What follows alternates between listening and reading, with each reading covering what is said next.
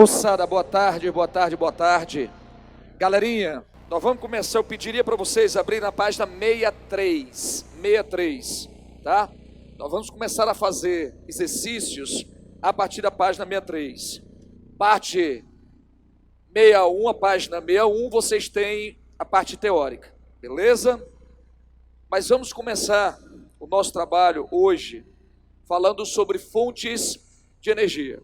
Galerinha, de antemão, esse ano eu finalmente me rendi a essa parte da internet, né? Redes sociais, e eu fiz um Instagram. Comecei agora, final de dezembro, começo de janeiro.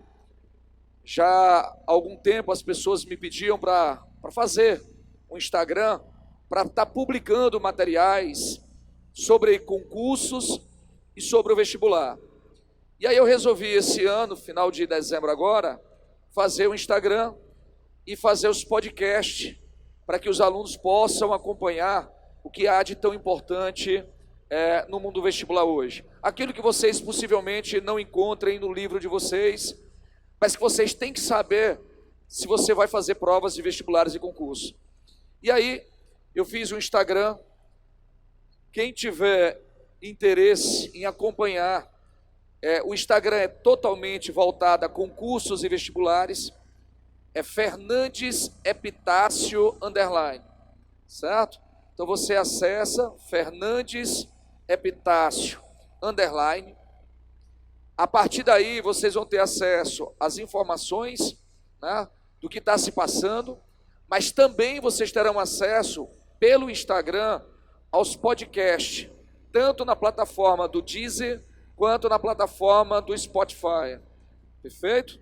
E a partir daí vocês passarão a acompanhar uma série de reportagens que a cada 15 dias eu posto, tá? Quando você trabalha pensando no vestibular e pensando no Enem, bom, primeiro passo que é fundamental é compreender, pessoal, que tipo de vestibulares e concursos vocês vão fazer. Vocês não podem entrar para fazer um vestibular sem entender o que eles querem de vocês no vestibular. E quando você pega a matriz de referência do Enem, fica muito claro para a gente o que o Enem quer da gente na prova. Ele quer que vocês desenvolvam o que a gente chama de competências e de habilidades.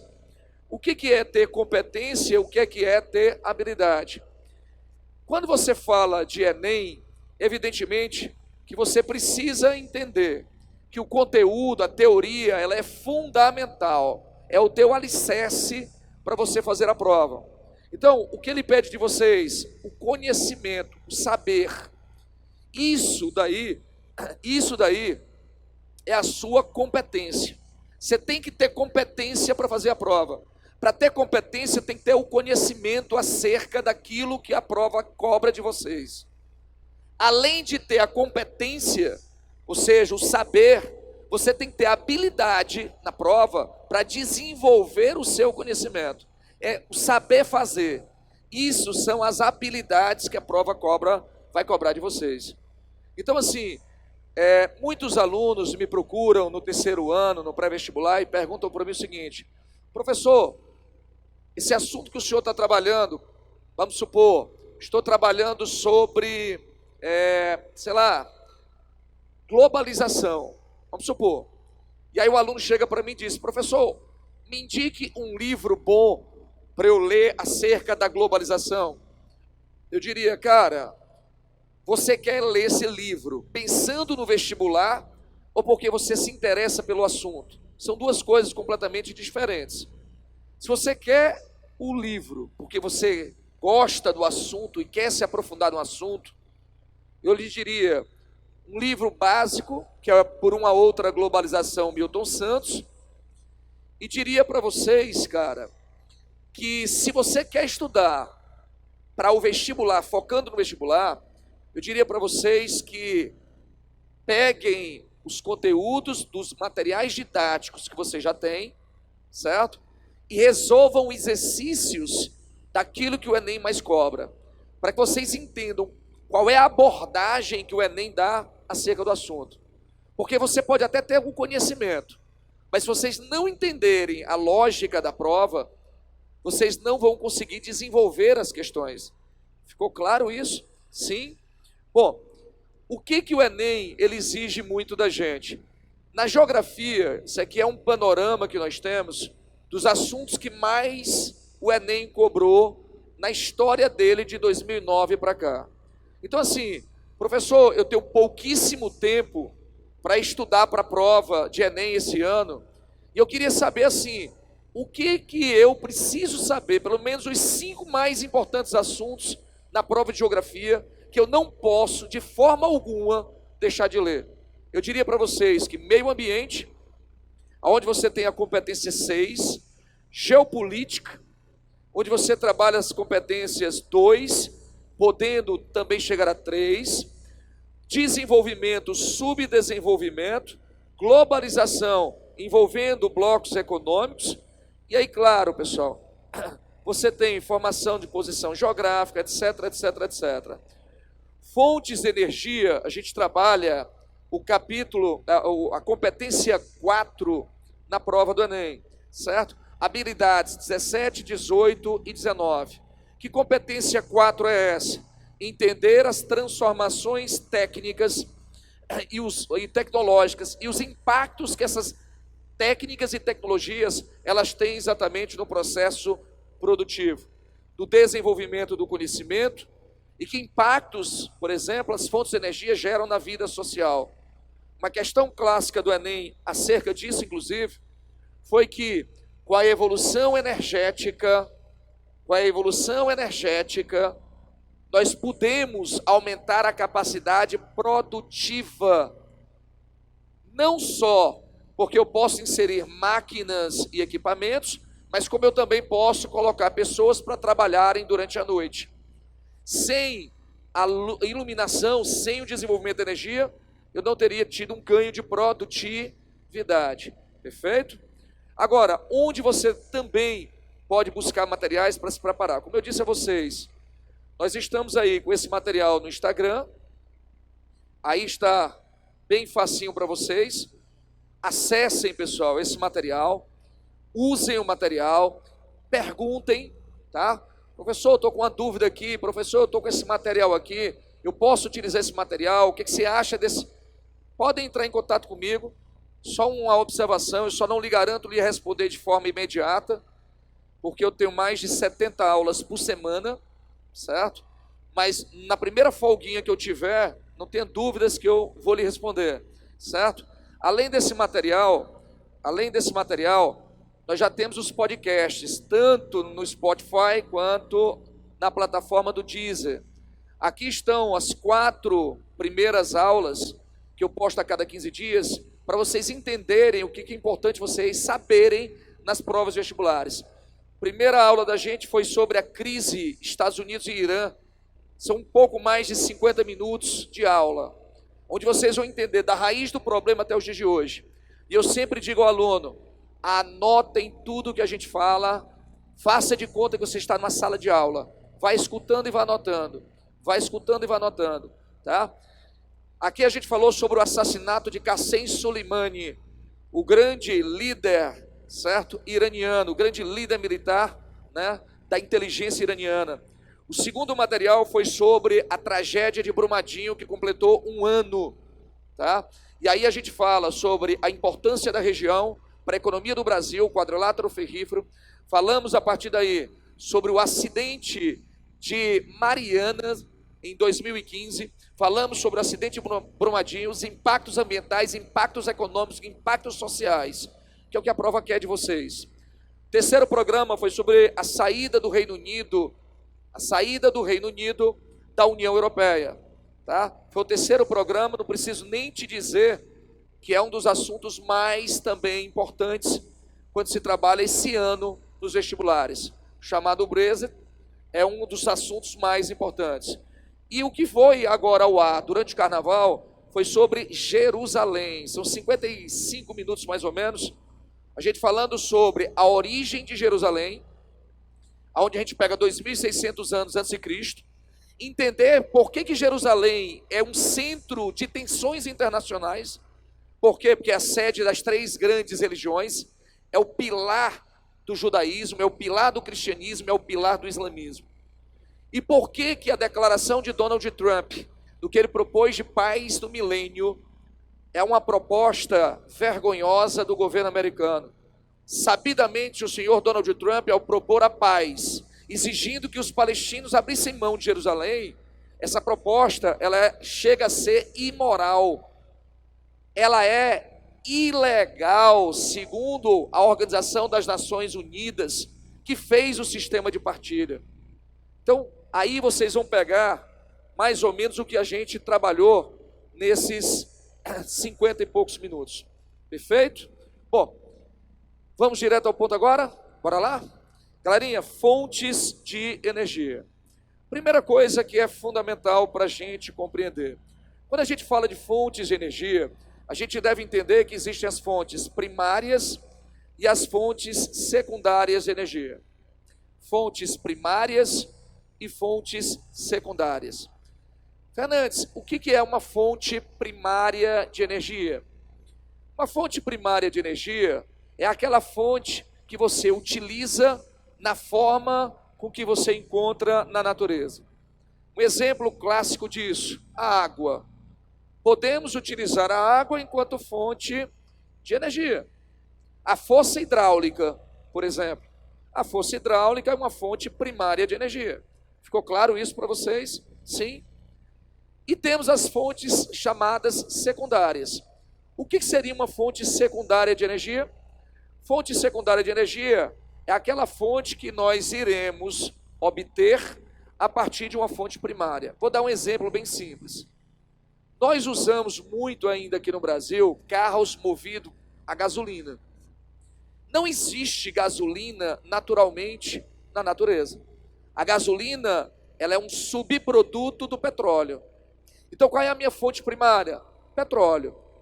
Do petróleo, eu vou obter uma fonte secundária, que é a gasolina. Ficou claro isso? Fonte primária, cana-de-açúcar. Da cana-de-açúcar, eu vou obter quem? O etanol, o álcool. Está claro isso? Então, essa é a diferença entre uma fonte primária e uma fonte secundária.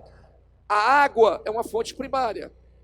Mas quando eu falo de energia hidroelétrica, ela é secundária. Ficou claro isso para vocês, gente? Sim? Então, fontes de energia. Eu posso ter fontes primárias e eu posso ter as fontes secundárias. Perfeito? A partir daí, você vai me dizer na prova o seguinte: existem fontes de energia renováveis e fontes não renováveis, certo? Então, a partir de uma fonte primária, você vai me dizer o seguinte: essa fonte tem como se renovar ou essa fonte não tem como se renovar? Por exemplo, vou lhe citar uma fonte não renovável. Até bom você colocar o seguinte: fonte não renovável, encontrada em forma de reservas, tá? Para você lembrar na prova. Sempre que eu falar em reservas de recursos, é porque não existe renovação a curto prazo. Por exemplo, reserva de petróleo. Se eu estou te dizendo que eu tenho uma reserva de petróleo, pessoal, é porque existe uma quantidade limitada de petróleo. Está claro isso? Sim? Então, quando esse petróleo acabar, quando acabar essa quantidade de petróleo da reserva, eu não terei mais o petróleo. A curto prazo, ele não vai se renovar. Ficou claro isso? Quando eu falar para vocês sobre reservas de urânio, inclusive o estado aqui do Ceará tem a 6ª maior reserva de urânio do mundo, né? Aqui na região de Itataia, certo? Na região de Santa Quitéria. Então, quando acabar essa reserva de urânio de Santa Quitéria, pessoal, nós não teremos a médio prazo, curto prazo, a renovação de urânio. Então, são fontes o quê? Esgotáveis, não renováveis, tá? Fernandes, me cita exemplo de fontes renováveis. O vento, a água, certo? A energia solar, são fontes de energia não renováveis. Aí, pessoal, nós estamos no século 21, dentro de um dilema global. Qual é o grande dilema global? O aquecimento do planeta.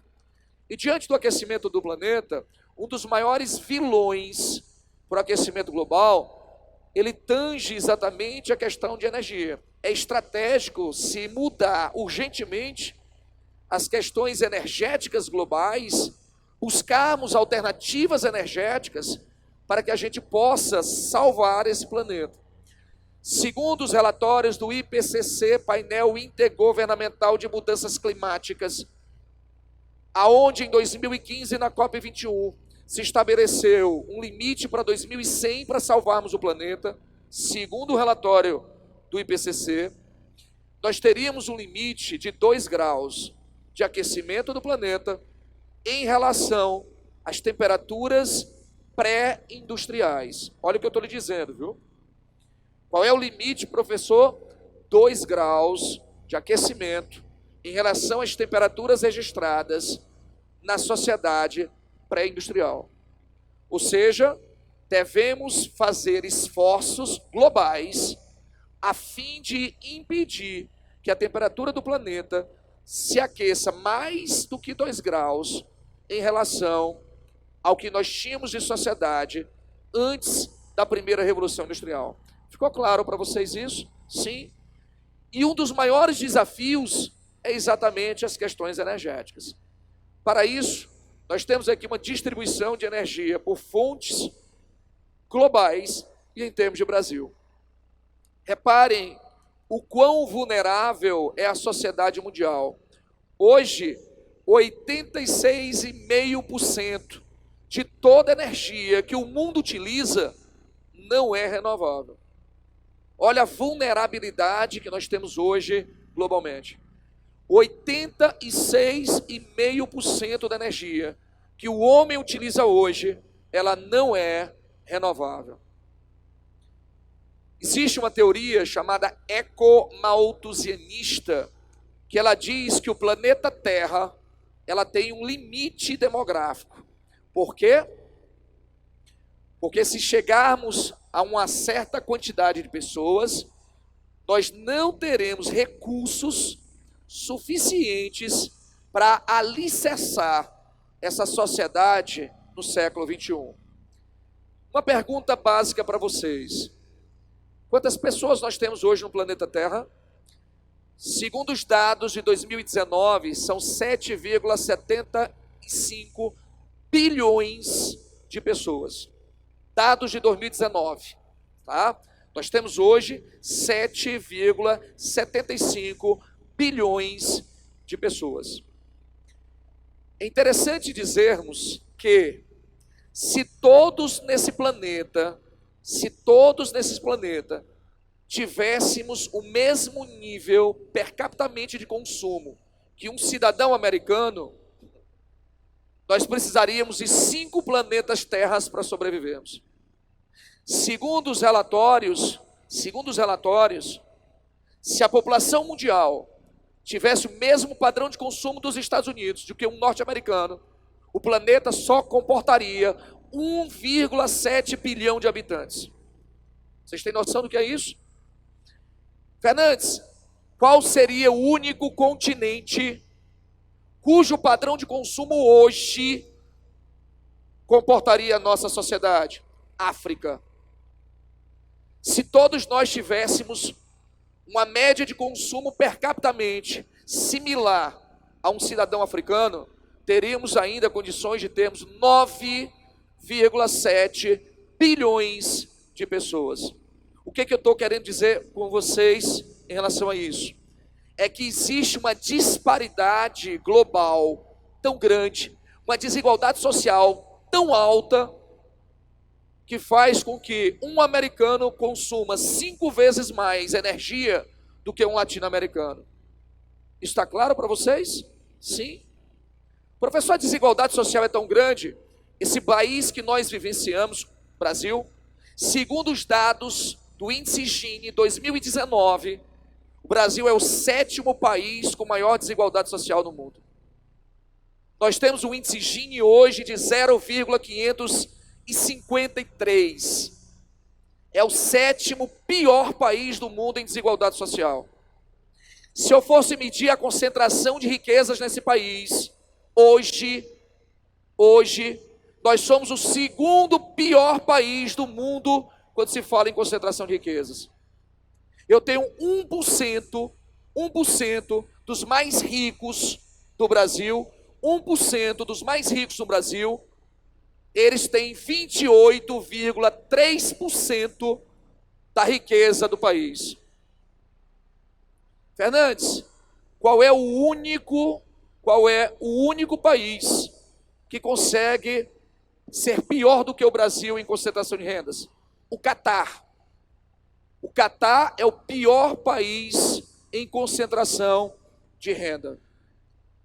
1% da sociedade mais rica do Catar tem 29% de toda a riqueza do país. Aqui no Brasil, 28,3%. É um país de grandes desigualdades. E é por conta dessa grande desigualdade que nós temos 6.329 favelas, segundo o Instituto Brasileiro de Geografia e Estatística. Isso está claro para vocês? Sim.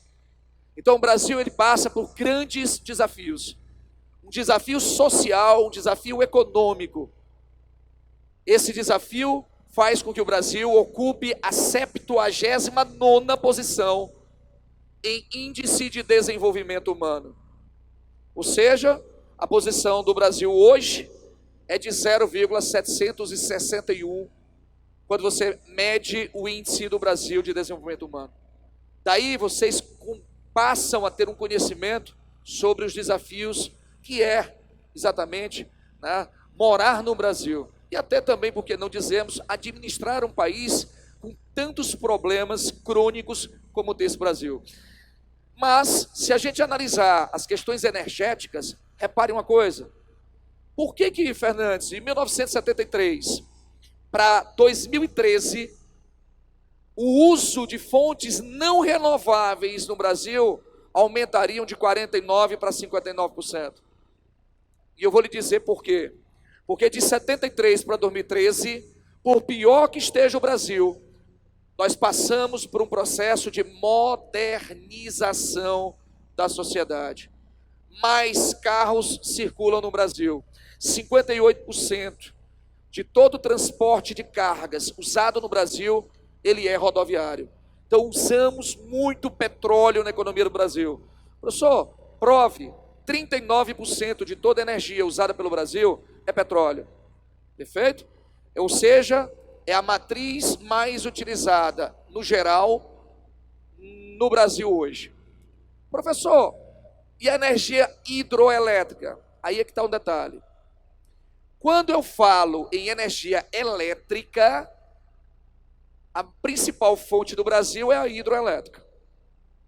Mas quando eu falo de todas as fontes de energia do Brasil, a principal fonte de energia do Brasil é indiscutivelmente o petróleo. Ainda é o petróleo. Perfeito? E aí, peguem o material de vocês, vamos para a questão 4.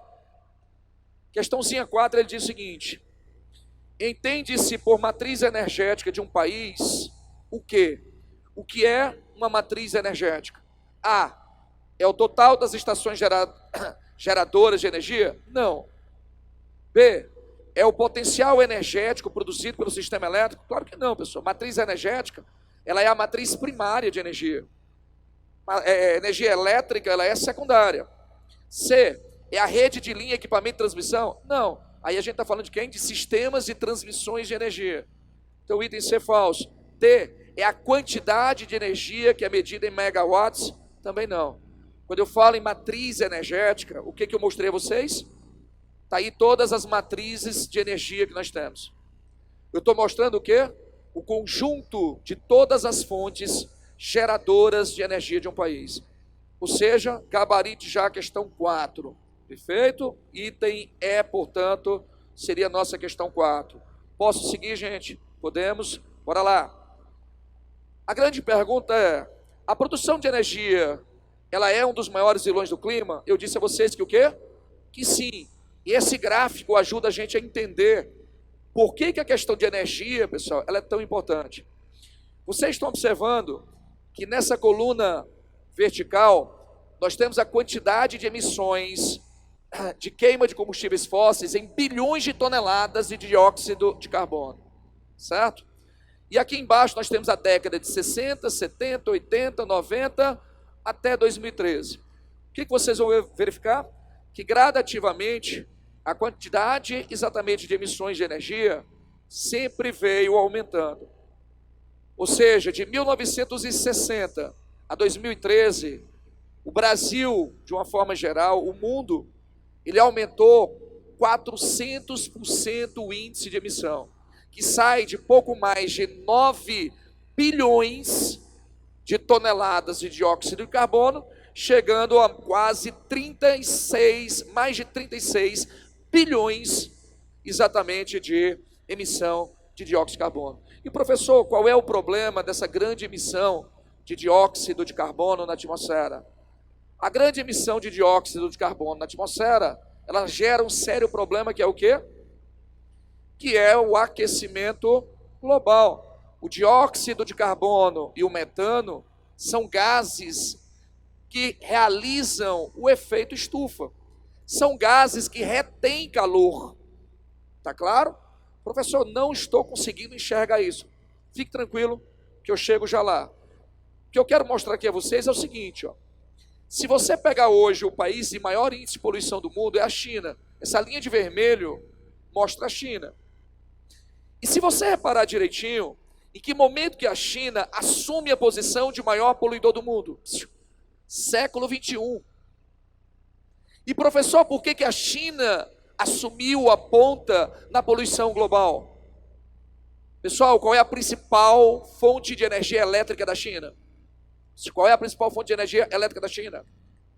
Termoelétrica. E as termoelétricas na China utilizam muito carvão mineral. A queima de carvão mineral libera carbono, libera enxofre e libera fuligem. A queima de carvão mineral, ela traz consigo problemas gravíssimos ao meio ambiente. Tipo, aquecimento global. Tipo, chuvas ácidas. Tipo, Fernandes, efeito smog. Eu sei que a gente está vivenciando um momento de grandes tensões. A Organização Mundial de Saúde está tendo um dos maiores desafios recentemente da história da organização. É o coronavírus na China, perfeito? Eu estava lendo hoje, agora há pouco, acerca de um dos impactos do coronavírus. E pasmem, a NASA, ela acaba de divulgar que por conta do coronavírus, a poluição na China diminuiu. Professor, que coisa maravilhosa, né? Mas diminuiu por quê, professor? Por uma coisa bem simples. A produção industrial na China diminuiu, gente. Tanta gente doente, uma epidemia no país, faz com que a capacidade de produção da China caia. Ou seja, a China, ela vai ter um índice de crescimento econômico inferior a 6%. Já é o novo relatório do Fundo Monetário Internacional acerca do crescimento da China e o impacto do coronavírus. Aliás, deixa-me dizer logo para vocês de antemão, esse final de semana que vem, próximo domingo, à noite, eu estarei concluindo mais um podcast. E qual é o tema do podcast? O coronavírus, no aspecto biológico. Eu vou estar gravando esse material com um professor de biologia, que vai explicar para a gente o que é o coronavírus, os impactos do coronavírus, como evitar, quais são exatamente as causas, né? Enfim. E nós vamos discutir o impacto geopolítico do coronavírus. Tá? Então, esse próximo final de semana, a gente está concluindo mais um podcast que é acerca exatamente dessa problematização do coronavírus. Então, o coronavírus, segundo a NASA divulgou agora, reduz o índice de poluição na China. Mas voltando à pergunta inicial, por que a China, professor, é hoje o maior poluidor do mundo? Porque a China é hoje o principal país em manufaturamento, ou seja, o país de maior índice de produção industrial. Quando eu digo produção industrial, eu estou falando da produção em série. O manufaturamento na China é muito alto.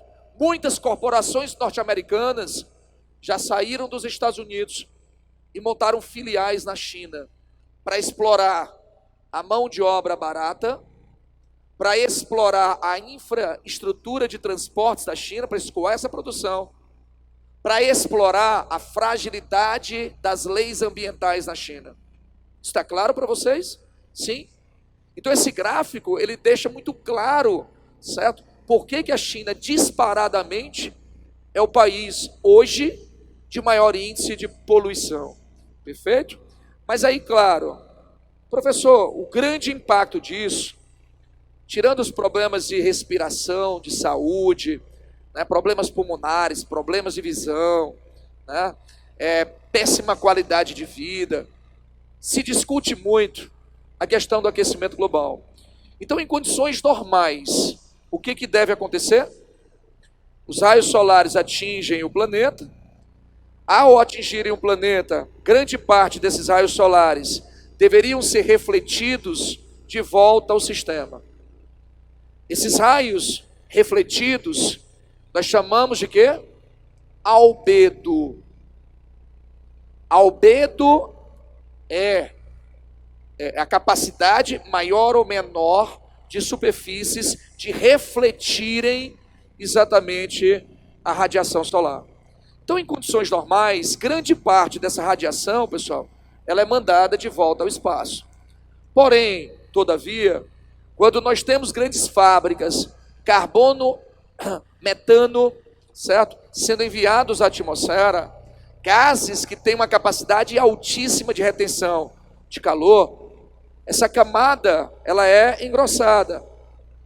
E à medida que essa camada, com gases como metano, como carbono, ela faz com que a gente tenha um desequilíbrio, uma poluição, essa capacidade de reflexão, ela diminui. E aí o calor, ele não consegue sair de dentro da Terra. Em outras palavras, seria mais ou menos isso. Tem som? Tem som? Tem como botar o somzinho? Em outras palavras, para ficar bem bonitinho, para vocês compreenderem,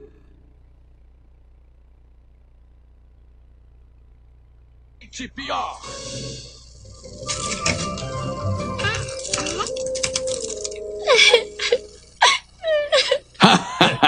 Você deve estar se perguntando por que o sorvete derreteu. Bom, Suzy, a culpa não é dos estrangeiros, é do aquecimento global. Esquecimento global? Bom.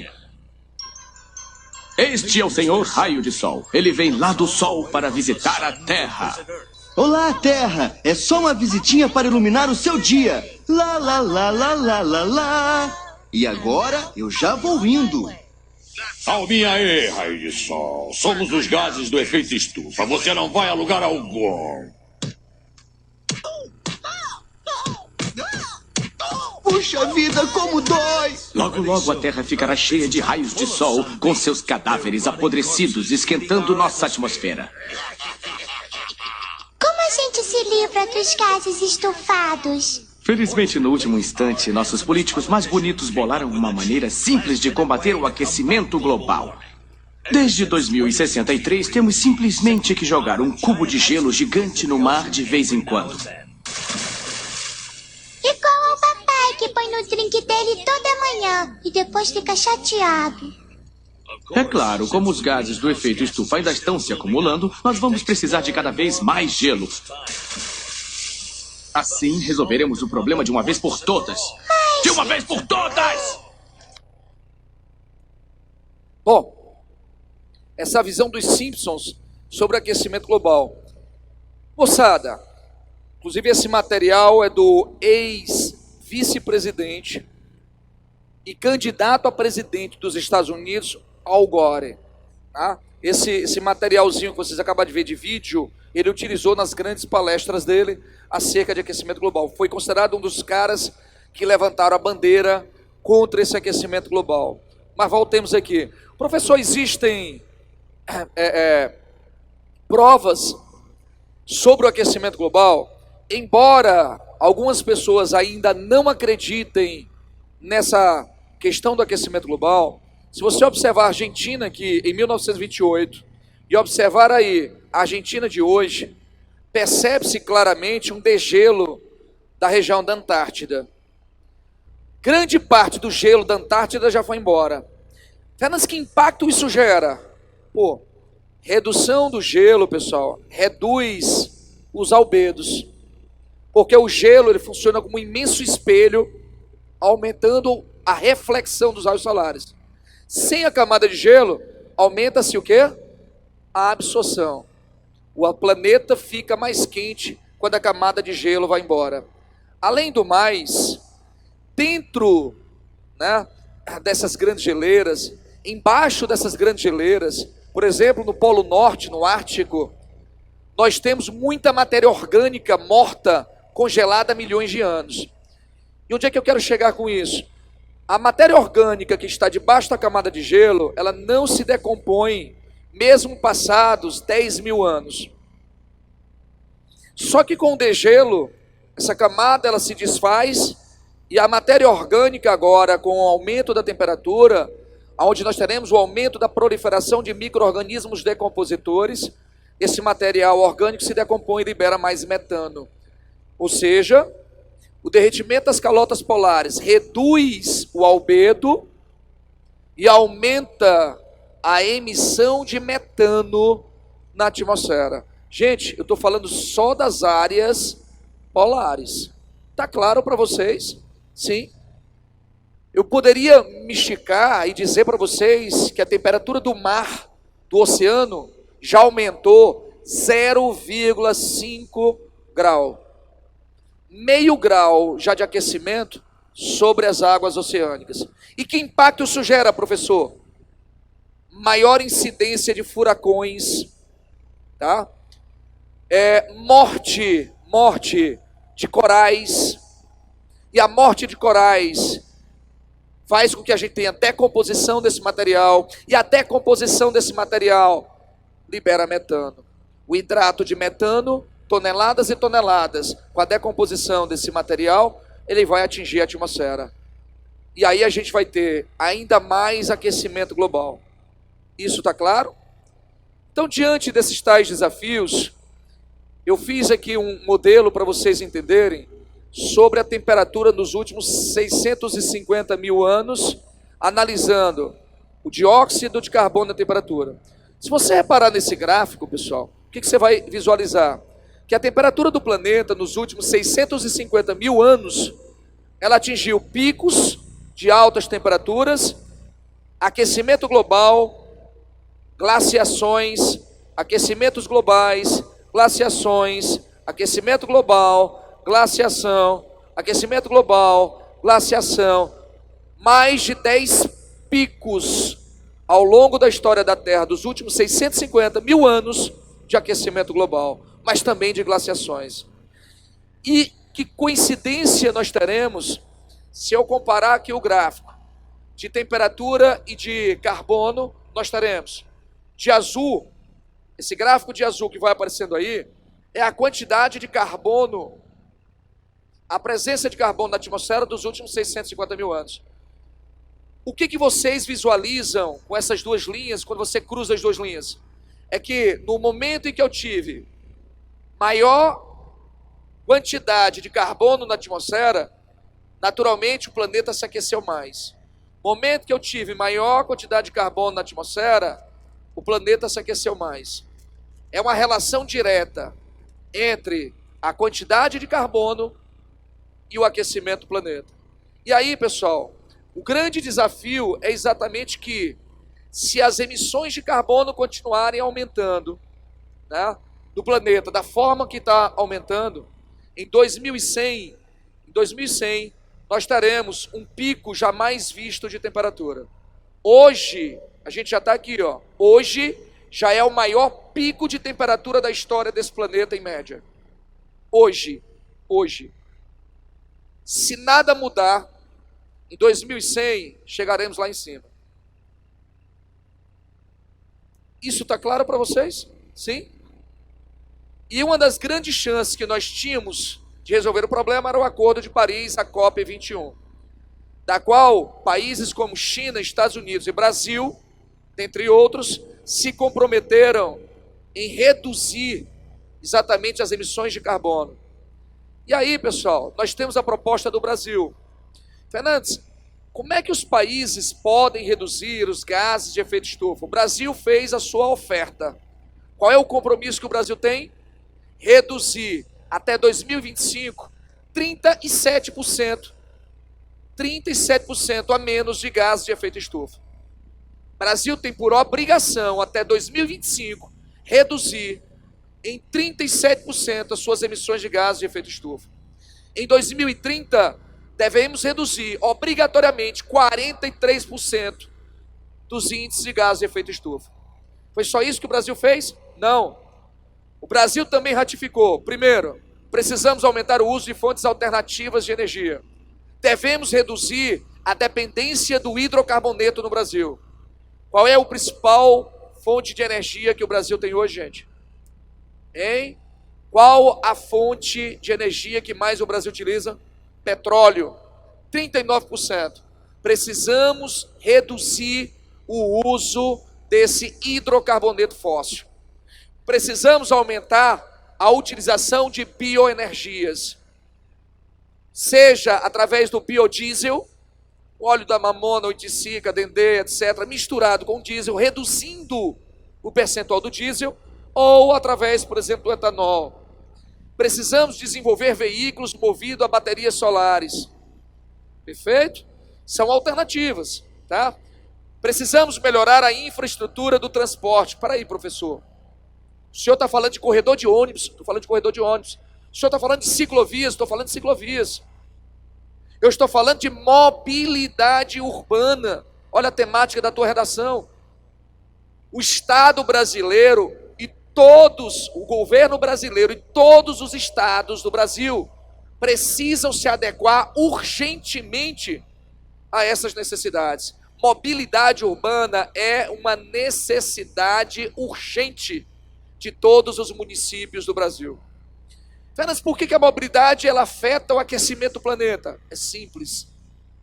É que quanto maior for o número de congestionamentos que a gente vem a ter, maior é a quantidade de veículos, automotores parados, sem se deslocar, queimando o diesel, queimando a gasolina, gerando poluições. Então a construção de túneis, construção de viadutos, ciclovias, corredores de ônibus, estimular um transporte coletivo de qualidade, fazer um processo de integração de vários sistemas de transportes para fazer com que a população tenha mais mobilidade. Precisamos de um Estado que pense na maioria e não na minoria. A maioria usa transporte coletivo. Então isso são medidas urgentes que o Brasil precisa tomar. Precisamos também reduzir o desmatamento. Gente, a Amazônia, no ano passado, teve uma queimada, criminosa ou não, não vamos discutir essa questão, mas a queimada da Amazônia não só emitiu toneladas de carbono pela fumaça da madeira queimando, mas também fez com que a Amazônia perdesse vários hectares de florestas. E Fernandes, qual é o problema dessas florestas? Vocês já ouviram falar que a floresta amazônica tem um papel fundamental para a redução termostática do planeta? Vocês sabem qual é a verdadeira função da floresta amazônica? Professor, é o pulmão do mundo. Ela não é o pulmão do mundo. Qual é o principal papel da floresta amazônica? Qual é o principal papel? Equilíbrio térmico do planeta. Durante o dia, que é quando a incidência solar é gigante, principalmente na Amazônia, onde a perpendicularidade dos raios solares atingem praticamente 365 dias do ano, nós temos a floresta fazendo a ciclagem de carbono, fotossíntese. No momento que o planeta está mais quente, é o momento em que a floresta ela trabalha, tirando o carbono e colocando oxigênio. Então a floresta, ela faz um estoque de carbono impressionante. Ela representa um sumidouro de carbono que é fundamental para o equilíbrio térmico do planeta. Galerinha, peguemos aí a questão 3 rapidinho. Diante do desafio que a gente acabou de falar, qual das seguintes fontes de a produção de energia seria mais recomendável para a redução de gases causadores do efeito global? Essa é a questão do Enem. Qual delas seria mais adequada, gente? Carvão mineral, professor? Claro que não. Carvão mineral é um hidrocarboneto fóssil. A queima dele libera carbono. Professor, gás natural é um hidrocarboneto fóssil. É também produzido a partir da decomposição orgânica anaeróbica de antigas áreas sedimentares. Professor, o óleo diesel é derivado de petróleo. Gasolina é derivado de petróleo. São hidrocarbonetos. Então, qual é a única que seria mais adequada para a gente combater o aquecimento global e cumprirmos as metas estabelecidas pela ONU? O vento, a energia eólica. Gabarite aí para mim a letra E, por gentileza. Como eu vim dizendo a vocês, o papel que a floresta exerce é esse, ó. Durante o dia, alta incidência solar. Aí o que é que a plantinha faz? Tira a água do subsolo e ao mesmo tempo, pessoal, ela tira a água do subsolo e ao mesmo tempo ela faz a ciclagem de carbono, certo? Na questão 6, vocês têm aí, ele diz o seguinte, ó, do carvão e do petróleo se produz energia termoelétrica, que faz movimentar grande parte do mundo. No entanto, dessas fontes, pode-se afirmar que, na letra A ele diz, podemos afirmar que, que desde os anos 70, o carvão deixou de ser a segunda maior fonte geradora de energia.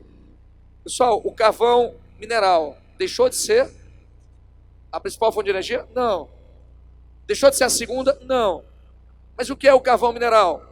É um hidrocarboneto fóssil, encontrado em áreas sedimentares, formado pela decomposição de antigas florestas de forma anaeróbica. Quando você trabalha carvão, quimicamente, você tem 4 tipos de carvão: tufa, lignita, hulha e antracito. A hulha a gente chama de carvão betuminoso, certo? É a mesma coisa, é hulha com H, certo? Então, qual é a diferença entre eles?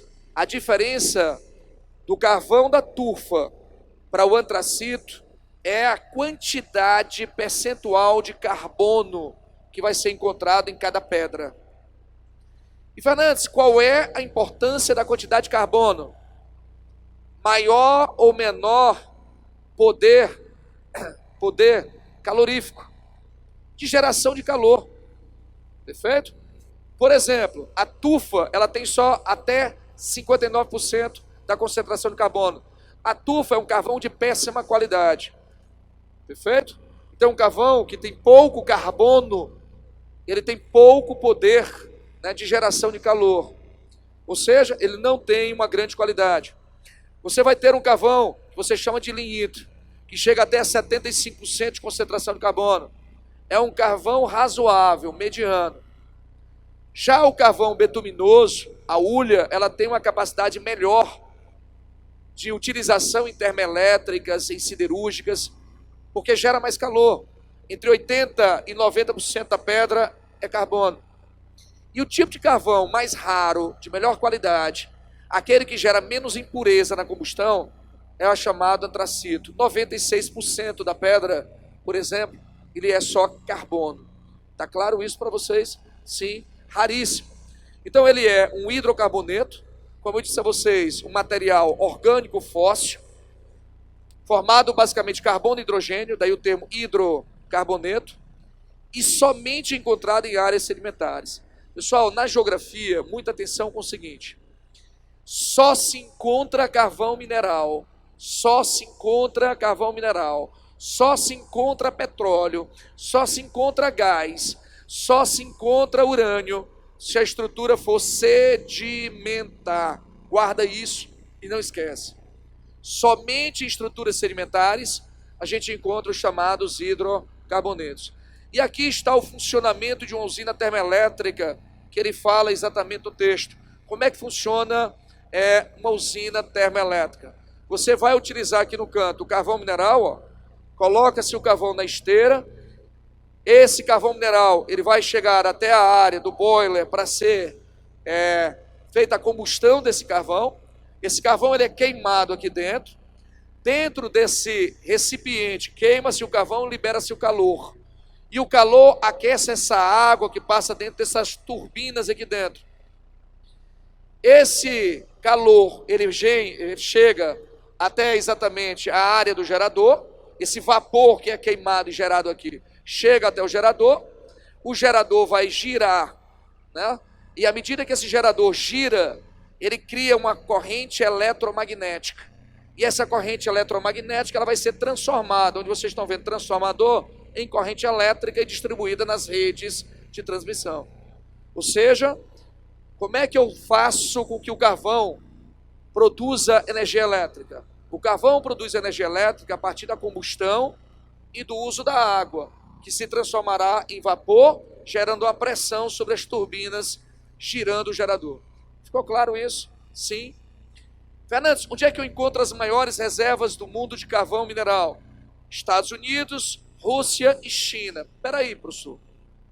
Se eu encontro Estados Unidos, Rússia e China, as maiores quantidades de carvão, pergunta-se, todos esses 3 países estão no hemisfério norte, sim ou não? Por que no hemisfério norte eu tenho uma maior presença de carvão mineral? Por que o carvão está mais presente no hemisfério norte, gente? Hein? Por que o carvão está mais presente no hemisfério norte? Como é que eu consigo obter carvão, gente? Como é que eu obtenho carvão? Como é que se obtém o carvão? Pela decomposição de antigas florestas. Presta atenção uma coisa aqui, ó. Está aqui o mundo. Perfeito? Eu vou traçar a linha do Equador. Está aí a linha do Equador. Beleza? Repare que China, Rússia, Estados Unidos, hemisfério norte. Onde é que eu tenho mais terras emersas? No norte ou no sul? Onde é que eu tenho mais continente? No hemisfério norte ou sul? Hein? Certeza? Não tire o olho da figura, não tire o olho da figura. Fica mais fácil se eu fizer assim? Facilita para vocês? Hemisfério sul, eu tenho mais água ou mais terras? Mais águas. Hemisfério norte, mais terras. Se eu tenho mais terras, eu teoricamente tenho mais vegetação, mais florestas. Se eu tenho mais vegetação, mais florestas, potencialmente eu tenho mais material soterrado há milhões e milhões de anos. É aí, portanto, as maiores reservas de carvão. Aqui é a produção. Qual é o país que mais produz carvão, gente? Quem? Quem é o país que mais polui o mundo? Por quê? Porque é o país que mais utiliza termoelétricas movidas a carvão. Está aí para vocês o porquê. Está claro isso agora, gente? Viram como é fácil? Voltemos aqui à nossa questão. Voltemos à questão. Então, no item A, a gente disse que era falso. B. Desde os anos 80, praticamente a metade da energia primária utilizada no mundo provém do petróleo. Desde os anos 80, pessoal, desde os anos 70, nós já temos isso. E nós temos só no Brasil 59%. Então, desde os anos 70 e não dos anos 80, certo? Na verdade, a civilização do petróleo ela começa em 1860, quando o coronel Drake, nos Estados Unidos, em Titusville, iniciou a exploração do petróleo. Então, em meados dos anos 50, o petróleo já era a principal fonte de energia, indiscutivelmente. Perfeito? No item C, ele diz, dos anos de 1990, o consumo de carvão diminuiu, dentre outros fatores, devido às pressões ambientalistas. Professor, e havia pressões ambientalistas nos anos 90? Sim. Quais? Anote. 1987. Anote. Relatório Nosso Futuro Comum. Aí você já vai começar a pensar fontes de energia, meio ambiente. 1987. Nosso Futuro Comum. Puxa uma setinha de lado e bota. Esse é o nome do relatório. Relatório Nosso Futuro Comum. 1987. O que me diz esse relatório Nosso Futuro Comum? Que precisamos desenvolver uma sociedade que possa promover o chamado desenvolvimento sustentável. Anote isso. 1987 no nosso futuro comum. Precisamos desenvolver uma sociedade mais sustentável. E o que seria uma sociedade mais sustentável? Aquela que consiga promover o desenvolvimento social e econômico sem degradar os recursos, sem comprometer a existência dos recursos para gerações futuras. Está claro para vocês? Sim? Mais uma observação legal para vocês,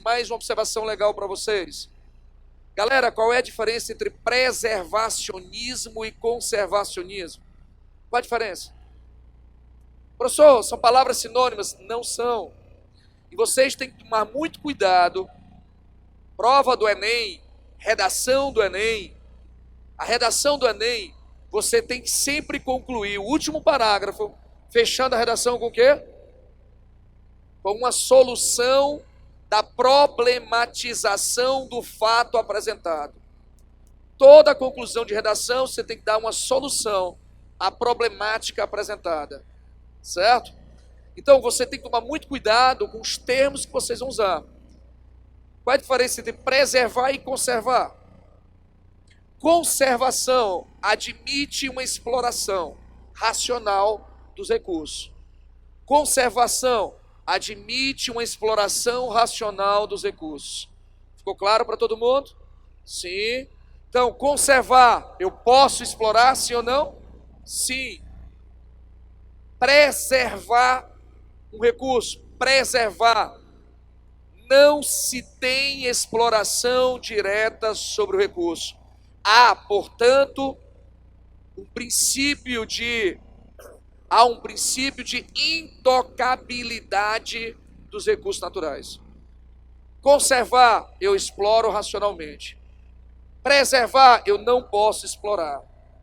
Eu costumo dizer para você não se atrapalhar na prova, na hora que bater a dúvida, você vai fazer o seguinte, olha só. Bateu a dúvida, professor, como é que eu faço? Você lembra o seguinte, você vai comprar um doce de leite, compra, leva para casa, abre o bichinho, tira lá as suas 2, 3 colheradas, coloca na tua xícara, fecha o pote, coloca ele aonde? Na geladeira. Para quê?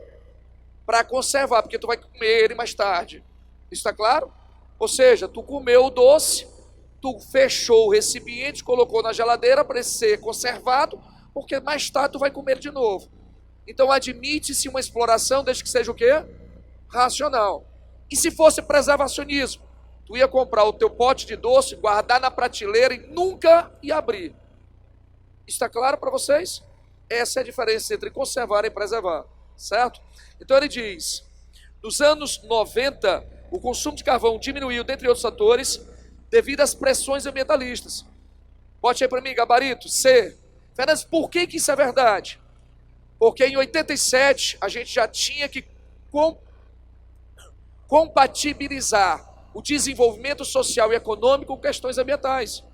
Lembremos, anote aí, 1992, bote aí, Eco 92 Rio de Janeiro, bote aí, 1992, Eco 92 Rio de Janeiro, Eco 92 Rio de Janeiro. Professor, o que significa isso para mim? Foi a grande conferência ambiental,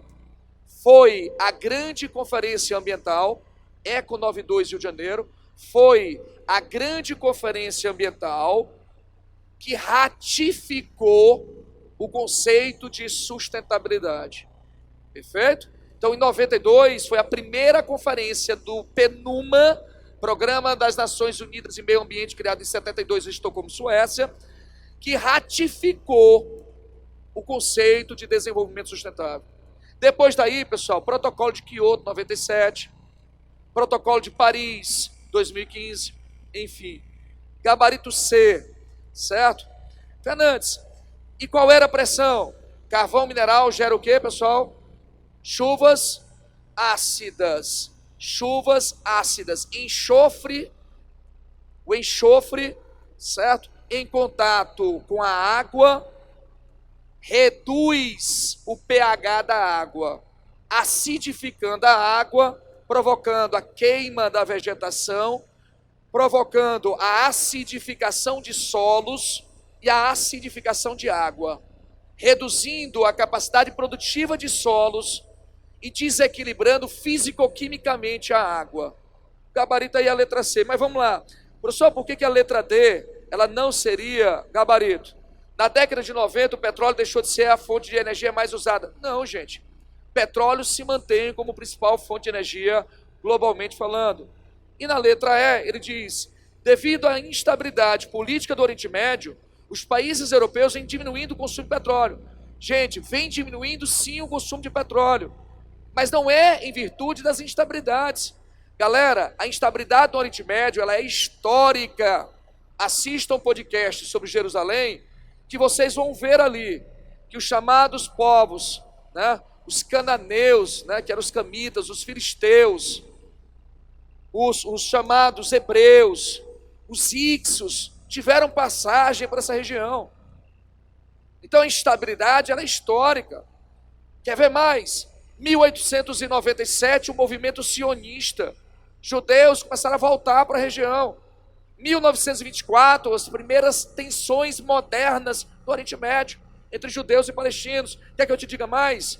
4 grandes guerras entre judeus e palestinos. Todas entre 1948 e 73. 48, 56, 67, 73. 4 grandes guerras entre judeus e palestinos que geraram uma instabilidade no Oriente Médio.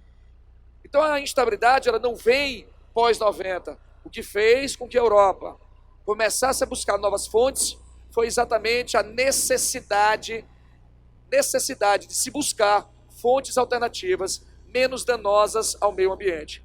E aqui eu estou te provando 2005, que o carvão mineral, ele reduziu o seu uso. Presta atenção, que o comando da questão, ele fala em que década, pessoal? 90. Item C, nos anos 90. Então, nos anos 90, o que aconteceu? Eu tinha 23% de consumo de carvão em 73 e ele caiu para quanto? 17%. Isso está claro para vocês? Então, na década de 90, ocorreu uma redução. Porém, todavia, ele voltou a subir. Nós temos quanto agora? 29%. Pergunta-se, por que voltou a subir? De novo, 2005, quanto por cento eu usava de carvão, gente? 17%. E por que voltou a subir? A industrialização da China e a entrada da China em 2001 na Organização Mundial de Comércio. Então a China, ela se globaliza a partir de 2001, comercialmente falando.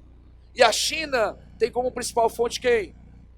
O carvão mineral. Então o carvão volta a subir a partir de 2005. Isso está claro para vocês? Sim. Então vamos seguir. Gabarito, então, da questão letra C. Questão de número 6. Vamos continuar. E aí, pessoal, está aquilo que eu falava para vocês sobre a ciclagem de carbono. A floresta, ao longo do dia, consome o carbono, libera oxigênio. Então, ela sequestra carbono da atmosfera e estoca carbono em suas raízes. Isso está claro? Sim. Então, qual é o principal papel da floresta? Pensando na floresta, o equilíbrio térmico do planeta. Mas eu queria que vocês colocassem uma segunda observação. A manutenção da floresta reduz o aquecimento, anote isso. A manutenção de áreas verdes, bote assim, ó, manutenção de áreas verdes. Primeiro, reduz o aquecimento local regional, reduz o aquecimento local regional, primeiro ponto fundamental, reduz o aquecimento local regional. Segundo, anote, aumenta a umidade local,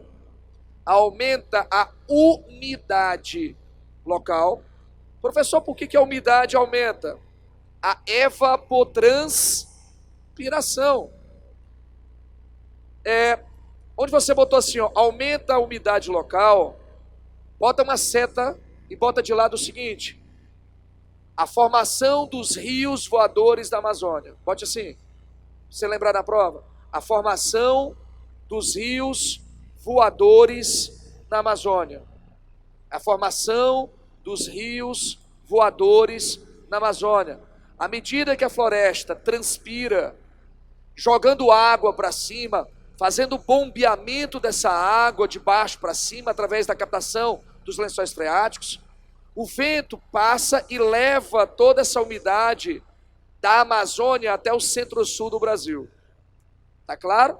São chamados rios voadores. Guardou? Terceiro papel fundamental, anote aí. Então, ela reduz o aquecimento local regional, aumenta a umidade, potencializando o rio voador. Terceiro, anote aí. Aumenta a permoporosidade,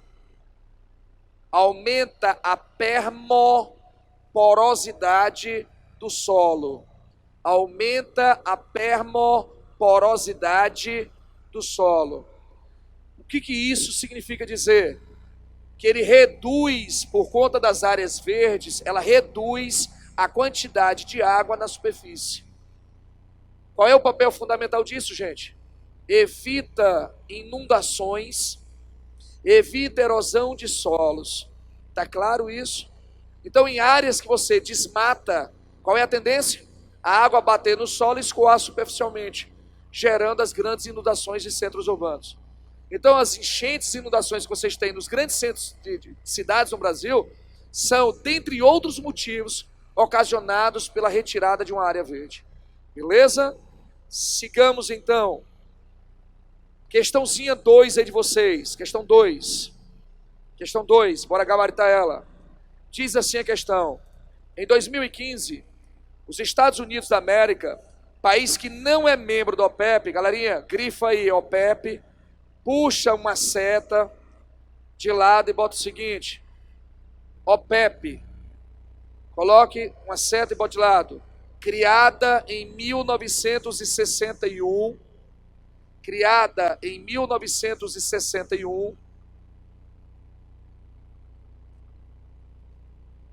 por países, OPEP, criada em 1961, por países que possuem grandes reservas de petróleo,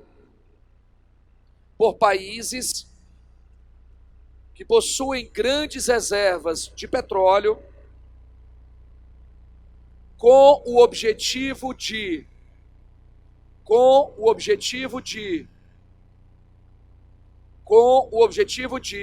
reduzir a influência de multinacionais,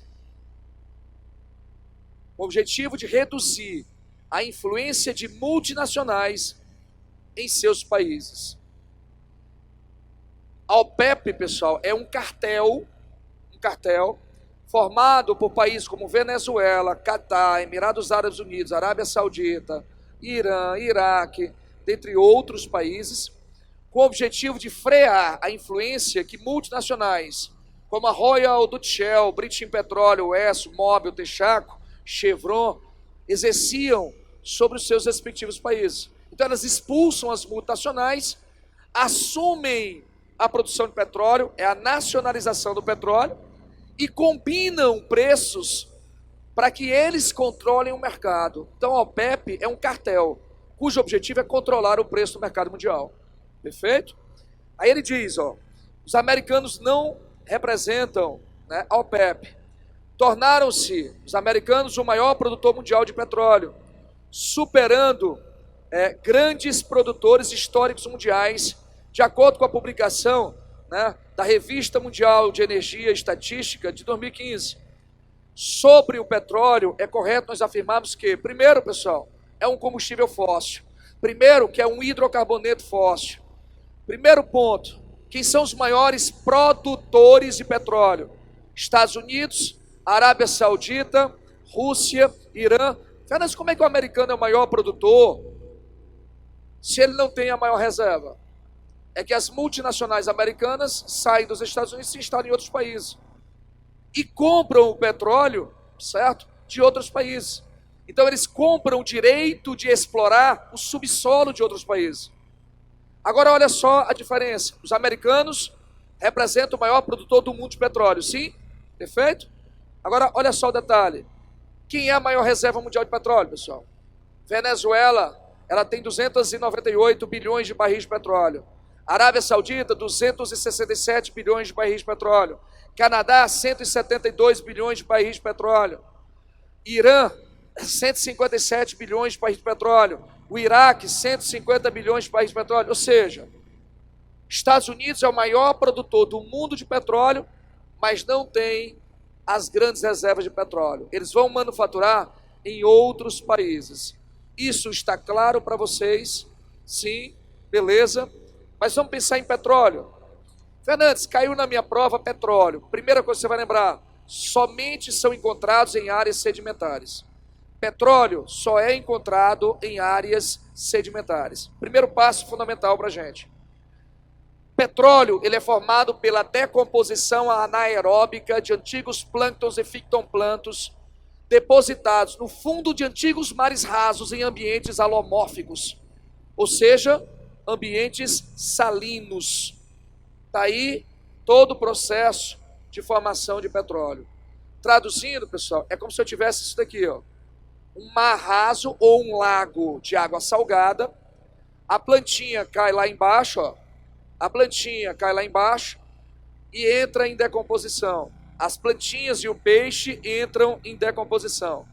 Está lá no fundo do mar. Esse material vai ser coberto por areia. Areia, ou seja, minerais, certo? Então, a matéria orgânica está aqui embaixo e essa depressão começa a ser preenchida, camada a camada, por areia, enfim. Essa matéria orgânica, ela sofre uma pressão externa e uma pressão interna. Então, o petróleo é formado sob grande pressão. Então, é uma área formada por uma decomposição anaeróbica, ou seja, sem oxigênio. Portanto, tem que ser num ambiente de subsolos. Então, é formado por uma decomposição anaeróbica, certo? O ambiente tem que ter uma alta salinidade, que é para potencializar de forma mais lenta essa decomposição, sob alta pressão externa e interna. E aí, pessoal, a decomposição começa a acontecer e aí nós teremos a concentração de hidrogênio e de carbono. Gradativamente, o petróleo ele é formado na chamada rocha geradora. Lá embaixo, eu tenho a geração do petróleo. Com o passar dos anos, o que acontece? Essa estrutura aqui, que é sedimentar, ela pode rachar e quebrar. Imagina o seguinte, na tua casa tu vai botar um bocado de compensado, livros, um sobre o outro, camadas de livros. É assim que as camadas sedimentares são formadas, perfeito? E aí tu começa a fazer pressão, e aí uma parte da tua mesa arreia, afunda. Então haverá o afundamento de parte dos livros, e aí a camada ela vai ter um fraturamento. Está aqui o fraturamento, ó. Repara que essa área central afundou, ela era retinha, e aí uma pressão externa é exercida, e uma parte dela afunda. Ao afundar, pessoal, eu tenho aqui uma ruptura. E essa ruptura faz com que o petróleo comece a vazar pela pressão interna e atinja uma rocha intermediária. Essa aqui de baixo é a rocha reservatório. Rocha geradora, rocha reservatória, rocha capeadora. A rocha capeadora, ela normalmente é impermeável. Ela vai selar em cima, impedindo que o petróleo comece a jorrar para cima. Vocês já pararam para pensar que quando você fura o petróleo, rapidamente o petróleo jorra na superfície? Porque há uma pressão interna. Se essa minha rocha aqui ela for uma rocha seladora, capeadora, o petróleo, por mais que tenha pressão, ele não sai. Está preso aqui embaixo. Então, na hora que eu furar essa rocha aqui, o petróleo transborda na superfície. É assim que vocês vão ver a formação do petróleo. Perfeito? Voltemos à questão. Então, na questão ele diz, sobre a fonte de energia, é correto afirmarmos que, letra A queda da oferta de petróleo em 2015 pelos países não membros da OPEP é resultado do uso de fontes alternativas. É falso, pessoal. certo? É falso, certo? Fernandes, quer dizer que a queda da oferta de petróleo não foi gerada por isso? Não. Na verdade, os americanos vão aumentar a produção, pessoal, do que a gente chama de gás e petróleo xistoso, tá? A produção de gás e de petróleo xistoso fez com que os países da OPEP perdessem o controle sobre o mercado de petróleo. Quem hoje estabelece o preço de petróleo são os americanos, perfeito? Quem é o maior comprador de petróleo do mundo, professor? Estados Unidos. E aí, em 2011, cara, os Estados Unidos chegaram a dar uma declaração dizendo que até 2035 não comprariam mais petróleo do Oriente Médio. Os americanos seriam autossuficientes em energia. Peraí, se o maior comprador de petróleo do mundo diz que não mais comprará petróleo, o que acontece com o preço? Lei da oferta e da procura, cai. Aí o americano diz, bom, já que o petróleo está barato, eu vou continuar comprando. Mas se subir, eu vou usar esse outro. E aí quem passa a estabelecer agora o preço é o americano. Está claro para vocês? Sim. Olha como a questão do petróleo é importante para a compreensão geopolítica mundial. Durante o ano de 2001 a 2011, durante uma década, o preço do barril do petróleo chegou a mais de $140 o barril. Por quê? Porque os americanos estavam em guerra. Guerra contra o Afeganistão e guerra contra o Iraque. Isso fez com que a área se tornasse instável e o preço do barril do petróleo disparasse. Pergunta-se, quem se beneficiou do preço alto do petróleo? A Venezuela, liderada por Hugo Chávez. Daí o populismo do senhor Hugo Chávez nesse período. O cara era pop, porque a Venezuela, ela tem um petróleo, certo? Um petróleo consideravelmente grande, 298 bilhões de barris de petróleo. 96% da economia da Venezuela gira em torno do hidrocarboneto. O barril do petróleo saltou de $60 para mais de $144. Então, nesse período, o PIB da Venezuela mais do que dobrou. Quem se beneficiou? Venezuela. E aí, pessoal, a Venezuela, ela pôde apoiar os regimes de esquerda da América Latina. A Associação Latina Bolivariana das Américas. Foi nesse período que nós vimos o crescimento de uma esquerda. Tá claro? Os americanos olhando para onde? Oriente Médio e Afeganistão, esqueceu a América Latina. E na América Latina, o barril do petróleo disparando, puxando a Venezuela, um governo de esquerda, bolivarianista, capitaneado pelo senhor Hugo Chávez. Em 2001, quando o governo americano anunciou que não mais compraria petróleo, porque estaria a produzir o petróleo xistoso e o gás de xisto nas usinas termoelétricas, o que aconteceu com o preço do barril de petróleo? Despencou. Crise 2008 subprime, associada em 2011 a retirada das tropas americanas do Afeganistão, retirada na região do Iraque, a estabilidade da região, isso fez o barril de petróleo cair, gente. Em 2016, o barril de petróleo estava em $29. Então, o que aconteceu com a economia da Venezuela? Caiu mais de 5 vezes. Por quê? Porque era vendido o barril a $144 e agora era vendido a menos de 30. O que aconteceu economicamente com a Venezuela? Quebrou. E aí está a crise do senhor Nicolás Maduro, certo? Então, isso tem a ver com a geopolítica de petróleo, isso tem a ver com os interesses norte-americanos. Então, letra A é falsa, vamos para B. O Brasil, país que também não é membro da OPEP, ok, se destaca pela exploração de jazidas de petróleo em rochas vulcânicas. Parou, gente. Petróleo é explorado em que tipo de rochas? Somente em áreas sedimentares. Anote para mim. Professor, e o que a gente pode encontrar em rochas vulcânicas? Rocha vulcânica, você encontra basalto. Rocha vulcânica, você encontra basalto. Basalto, pessoal, basalto é uma rocha magmática extrusiva. Basalto dá origem ao solo de terra roxa. Basalto, oeste de São Paulo, norte do Paraná. Basalto, café. Perfeito? E aí tem um segundo erro, viu? No final, o cara é tão que ainda diz: rochas vulcânicas do embasamento cristalino. Parou de novo, gente. Estrutura cristalina não pode ter basalto. Estrutura cristalina é formada por rochas magmáticas intrusivas e metamórficas. Rocha magmática extrusiva não forma a área cristalina. Tem outro erro aí na questão. Perfeito? Sim. Então, B de bola absurdo. Caminhemos para a letra C.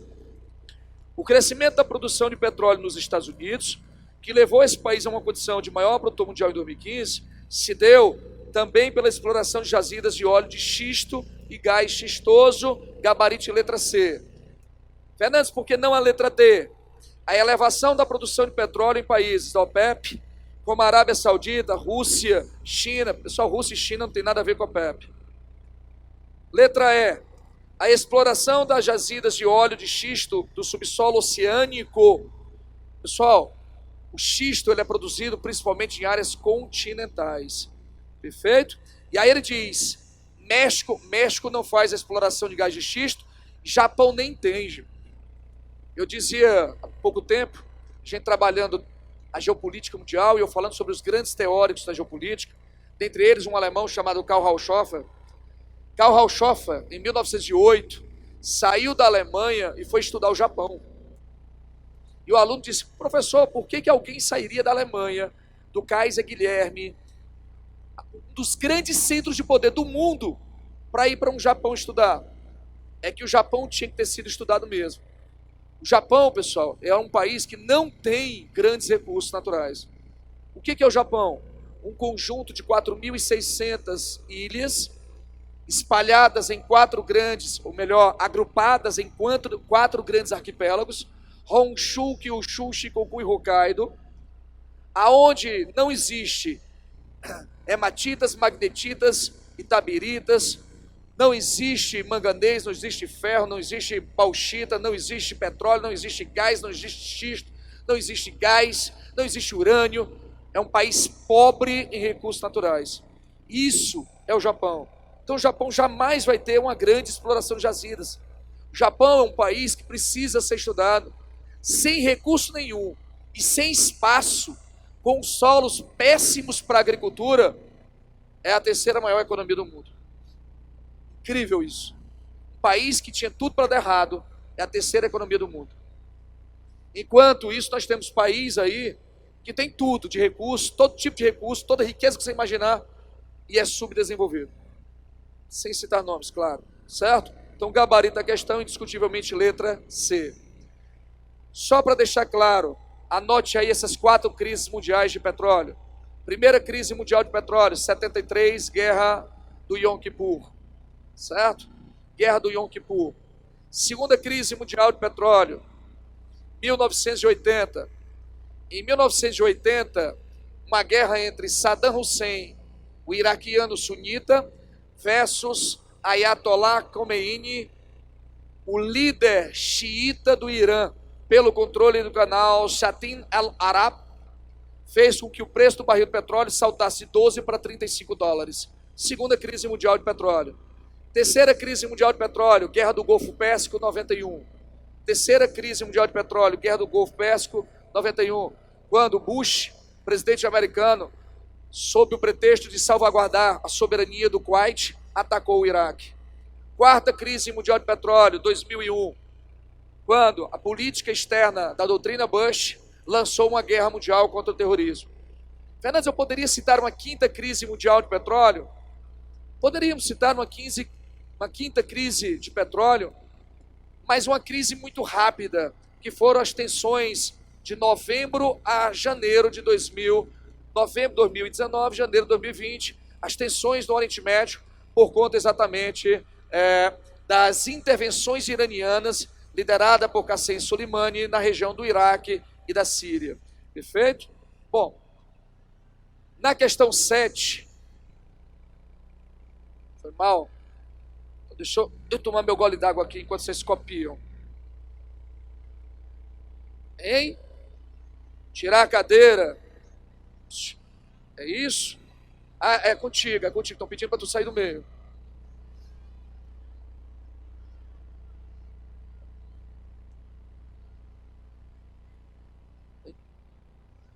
A última.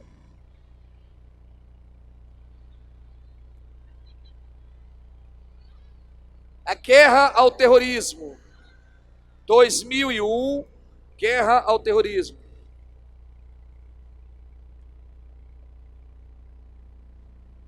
E vamos só resolver essa saideira. Saideira.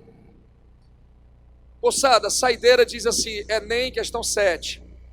A usina hidrelétrica de Belo Monte será construída no Rio Xingu. Rio Xingu, margem direita do Baixo Amazonas, no município de Vitória do Xingu, no Pará. A usina será a terceira maior do mundo. Qual é a maior do mundo, professor? Três Gargantas na China, 21 mil megawatts de potencialidade. Segunda maior do mundo, a de Itaipu, a binacional, Brasil-Paraguai, Tratado de Itaipu 73, governo de Metz com Stroessner. Tem 14,4 mil megawatts de potencialidade. E essa deverá ter 11,2 mil megawatts de potencialidade em média. Será a terceira maior do mundo, a maior 100% brasileira. Aí ele diz, os índios do Xingu tomam a paisagem com seus cocares, arcos e flechas. Em Altamira, no Pará, agricultores fecharam estradas de uma região que será inundada pela água ou pelas águas da usina. Os impasses, resistências e desafios associados à construção da usina hidrelétrica estão relacionados ao quê? Ao potencial hidrelétrico dos rios do Norte e Nordeste, quando comparados, Nordeste tem baixo potencial hidrelétrico. Porque a maioria dos rios do Nordeste são temporários. Bacia do Amazonas, maior potencial hidrelétrico do Brasil. Bacia do Amazonas, maior potencial hidrelétrico do Brasil. Só que esse potencial ele é subaproveitado. Perfeito? Esse potencial será subaproveitado. Então, letra A falsa. B, a necessidade de equilibrar e de compatibilizar o investimento e crescimento do país com esforço para a conservação ambiental. Pode gabaritar para mim letra B de bola. Gabarito letra B. Perfeito? Moçada, eu já estou com o meu tempo estourado. Nós temos aqui o nosso colega, o professor Mariano. Vai trabalhar o quê? Sociologia ou história hoje?